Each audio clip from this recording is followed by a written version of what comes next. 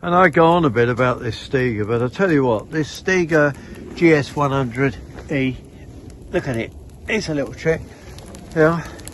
Now you can see that this birch had completely rotted at the bottom.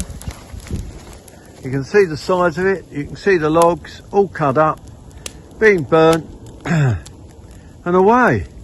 And that's it.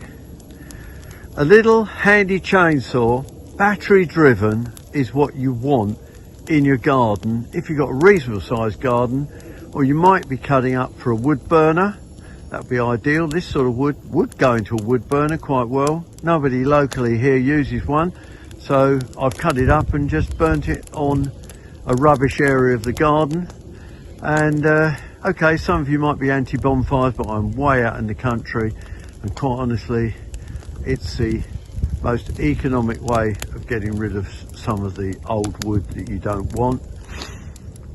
Bit of pollution, but not dramatic, because it's not producing too much smoke at all.